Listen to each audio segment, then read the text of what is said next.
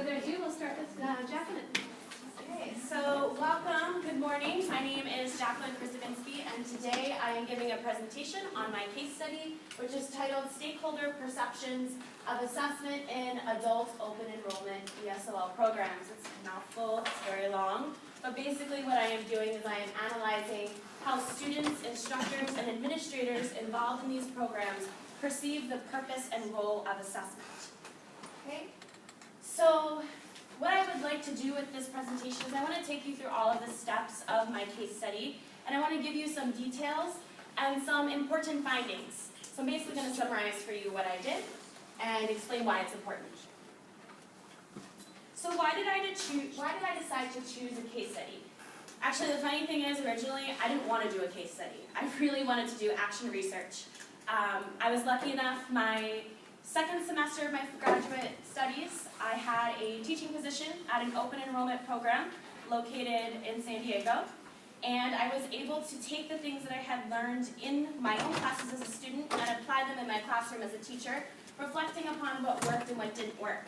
And so I really wanted to take that and I wanted to implement some changes into my own classroom, but unfortunately the restrictions of the institution prevented me from doing so, and so I had to switch gears.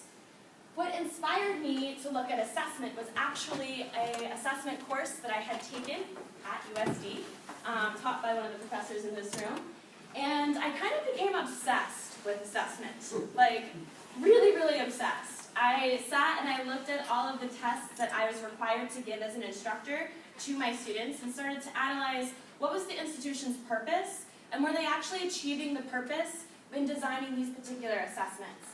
And what I found was that there was a disconnect between the material that they wanted the students to remember on the tests with what they were measuring for and what was actually being taught in the classroom. For example, I taught in a conversation class. The test that I needed to use was a cumulative test, and it didn't ask students to speak at all, which I thought was a little strange considering the course is conversation, so speaking and listening are two important parts. But if the test isn't asking them to produce language, then there might be a problem. So I started through my assessment course thinking of different ways that I could approach assessment. And what I found, especially within the constraints of open enrollment, that alternative methods in assessment could potentially work as a way to effectively assess my students on what they were learning in class and to make the material they were learning fit their needs. Okay? I also noticed that in the open enrollment literature, there wasn't a lot about assessment. Open enrollment is a type of enrollment program in which students do not have a fixed start date or exit date. And so in my particular case, students were coming in weekly, sometimes daily, which as you can imagine can create a lot of problems for the instructor in trying to plan and connect with the students. A lot of the literature focused pretty much on the classroom culture, but didn't really focus on assessment. So that was what I decided to take a look at. So why is this important in the real world?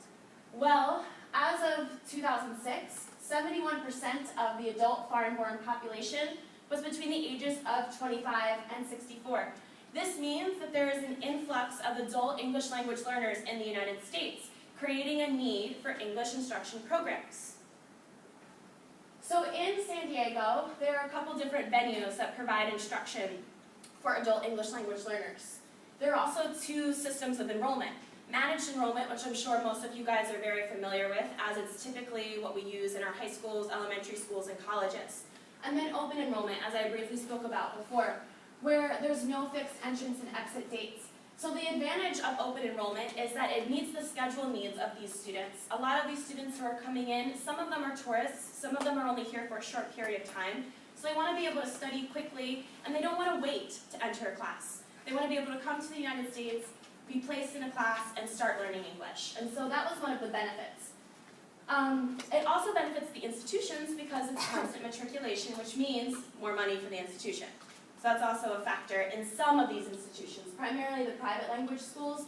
Other language schools get government funding, and so that's a little bit different in terms of finances. So to give you an idea of what it's like to teach an open enrollment classroom, I've created a quick little demonstration. So you can see the teacher there, and you can see all of these students. Well, what tends to happen is on day one, maybe this person doesn't show up. Then you've got day two, oh wait, he's back, she's leaving, they're coming, and this happens over the course of a week, sometimes even daily. So students really are the ones who decide when they want to come to class and when they don't want to come to class. As I said before, this is really problematic for instructors because how are you supposed to plan your lessons? And again, how do you gauge your assessments when some students weren't here for the material that was taught?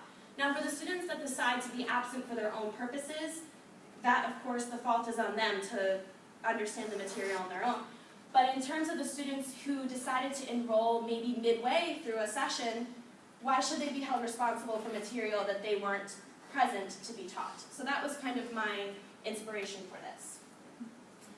So when I looked at the problems with open enrollment in the literature, as I said, a lot of them related to the culture. I'm focusing on assessment. Okay, so my purpose of this case study was to use qualitative data to understand student, instructor, and administrator perception of the purpose and role of assessment within an adult ESOL open enrollment program. So I want to give you guys a little bit more information about the context of this particular case study. So I was only able to reach out to 5 different institutions. A lot of it was because in order to do a case study in other schools, you have to submit proposals. And due to the time constraints of this particular case study, I didn't have enough time to design particular proposals for each of these institutions, and so all of the participants were voluntary, which means I had to rely on my networking skills in order to contact these participants, which was good in some ways and bad in some others. The assessment policies differ according to each institution, so each institution has their own rules for how they assess students, and this can change. So there's no uniform method, I just want to point that out there. And then current students are also an issue within open enrollment, not just the new students, because in a lot of these programs, current students decide to jump from class to class.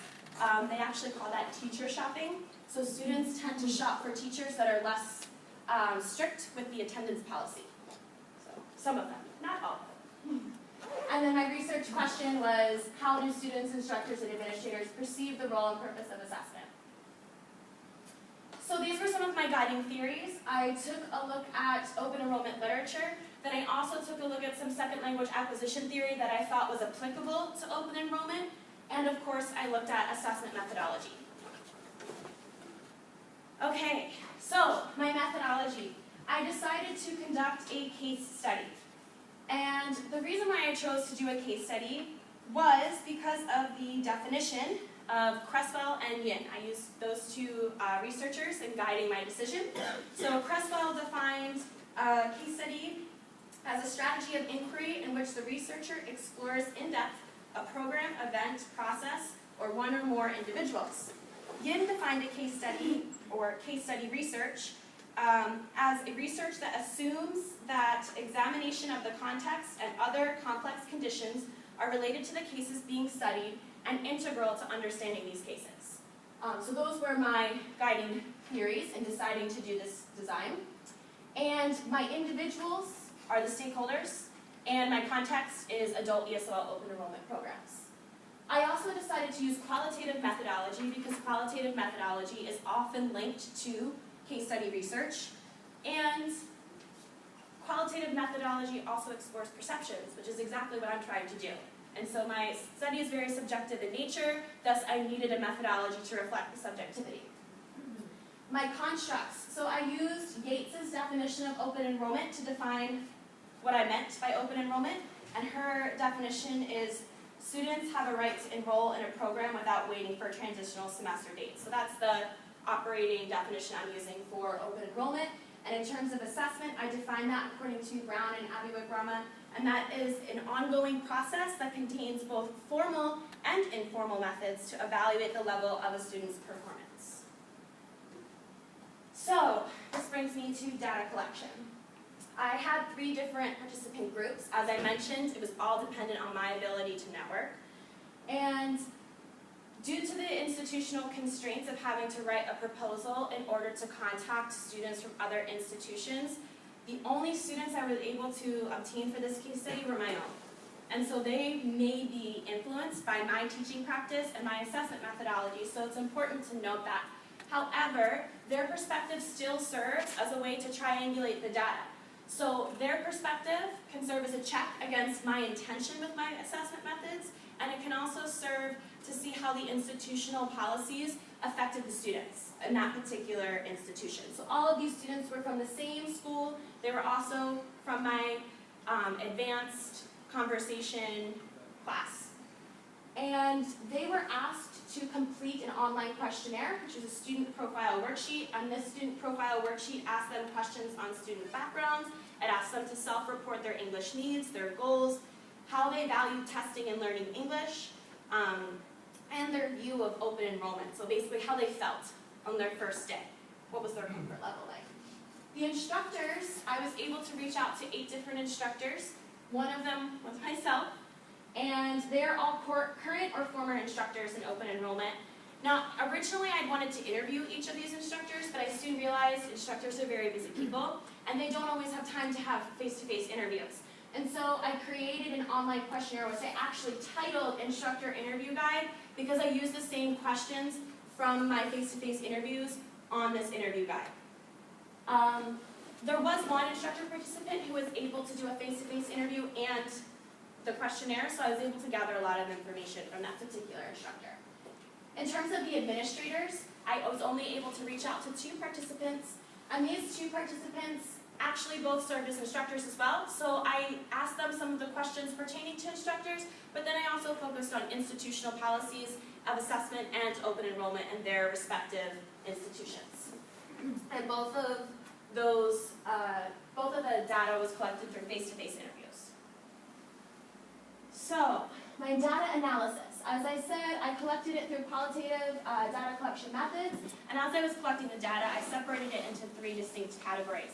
So these are some of the things that I found after analyzing all of the data. I'm going to go in depth as to what influenced these perceptions, but you can kind of get an idea of what students were reporting, instructors were reporting, and the administrators served as the institutional perspective for this case study. In terms of the institution, every institution said that they gave some kind of standardized placement test. As you know, or as you have seen, open enrollment relies on speed of entry. And so institutions need a way to quickly place students into the classroom. Standardized tests allow them to do that because of the speed and because of its objectivity. A lot of institutions also authorize instructors to give formal summative tests within the classroom. So these may have been cumulative midterms, finals, or weekly chapter quizzes or tests. So their perspective was basically uniform, objective, standardized, and quick. Those were the things that they were looking at in terms of assessment. So the students, I got a lot of data from the students. And I learned through this process that sometimes some of the questions that I asked did not actually pertain to my original research question. And so while I collected a lot of data, not all of it was relevant to this particular case study. So this right here shows that the student perception of the importance of tests in learning English, 44% or 8 students said yes, 8 students said no, and 2 students didn't really know what tests do in English. So my interpretation of this was that students have mixed views about the importance of testing and learning English. I also took a look at how they measured their own comprehension and improvement to see if maybe students cited tests, but only one student actually was consistent throughout the entire case study of reporting testing as a way to measure his comprehension, his improvement. He even cited it as to why he was comfortable because of the placement test. So there's really only one student outlier. And here are some of the quotations of the different students. So you can see students who said no, this is why they said no, why they said they were uncertain, which I thought the second student was very interesting. If tests are a way of learning, then I think it is important, but if it is just a way of checking understanding, I don't think it's important. So you can see here that maybe students are defining tests and assessment differently than instructors and institutions.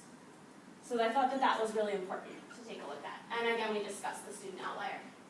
For the instructors, in analyzing their responses, I found that instructor requirements depended upon the